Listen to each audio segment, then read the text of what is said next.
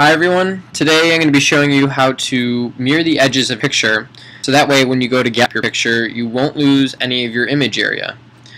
Now what this is going to actually do is when you put this on a gallery wrap frame, you're not going to lose this outside area that you normally would if you were just to stretch your canvas. I'm going to show you how to mirror the edges so that it'll appear as the image keeps going, but in fact it's just the edges that are mirrored.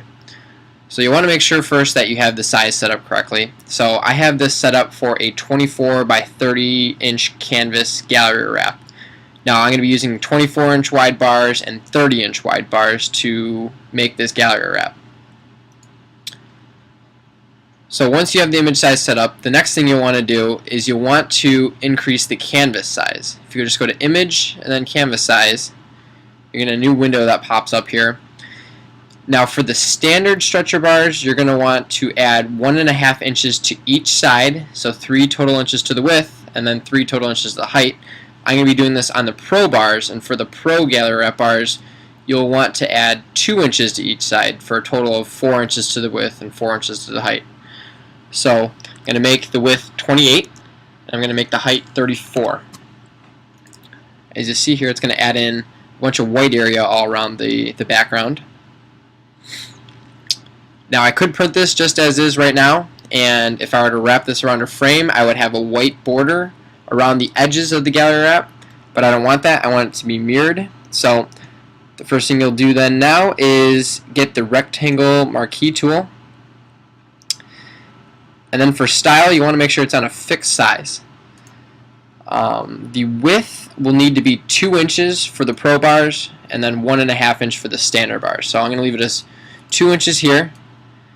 And the height is, as long as it's any size bigger than one of the dimensions, you'll be okay. So 34 is my biggest dimension. It's just going to go to the edge of the canvas size here, so it doesn't really matter on that, as long as it's bigger than the largest dimension. And actually I'm going to be doing the top and bottom first, so I'm going to switch them right now. So I'll make the width 34 and the height 2. Now once you click anywhere in your image, you see it's going to make a rectangular box here. You want to zoom in and put this all the way to the top.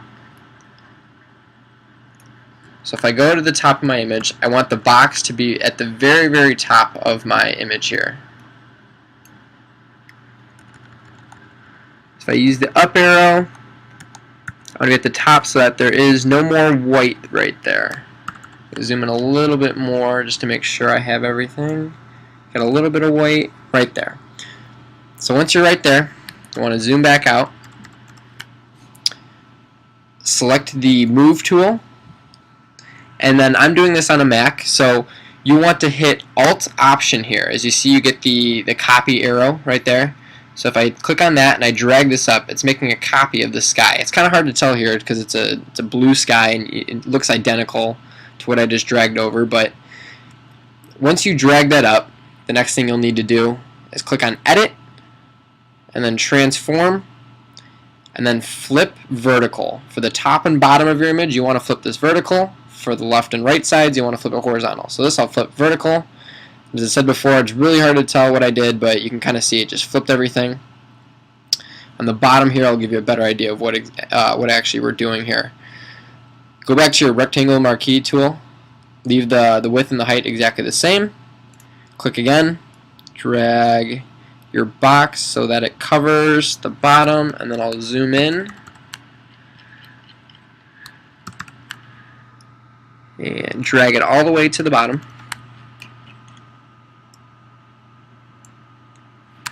Make sure I have everything. Alright, and there we go. And again, select the Move tool, hold down the Alt-Option key, and drag this down until it goes to the bottom. It'll lock right in place right at the bottom of your canvas.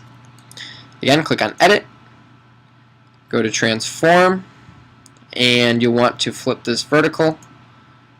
And as you see here, it'll be a mirror of the bottom 2 inches of your canvas.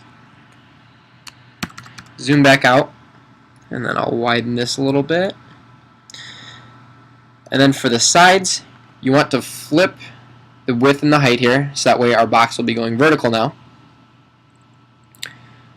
So choose one side, click on that, drag this over to the edge, zoom in to the side here. I'll go a little bit closer to make sure there's no white. If you do have any sort of white space in there, it will be noticeable when you go to print your canvas. There's going to be a line there, and that's right where the canvas wraps right on the bars, and it's going to be very obvious when it's there. So you want to make sure you're exactly right on the side of your image here.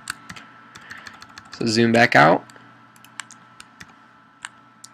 Hold down the Alt Option and slide it over. And again, edit, transform, flip horizontal. Again, since we're on the sides here, we'll want to flip this horizontally, and then it mirrors that side. For the last side, I'm going to show you something just a little bit different. If you want to make all of these mirrored edges layers, this is how you do it. You would actually start off doing the same thing. Click on the rectangle marquee tool, and then zoom in all the way on the side. I got a little bit of white in there, so I'll slide this over. Alright, and that's good. Now instead of selecting the Move tool, you'll actually right click while you still have the rectangle marquee selected. Do Layer via Copy. As you see here, it makes a new layer right down here. And then I can go to my Move tool, make sure my layer is selected, and then just slide that right over there. Oh, it looks like I actually... Did I get a white spot there?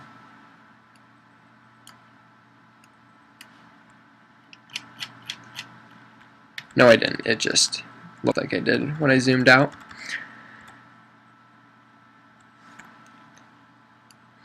So then you want to have, when your layer is selected, go to Edit, Transform, flip horizontal, and then it'll mirror that side. And then I'll have it saved as a layer in case you want to turn it off, turn it back on for any reason, you'll have it there. After doing all four sides, your canvas is actually going to be ready to be printed.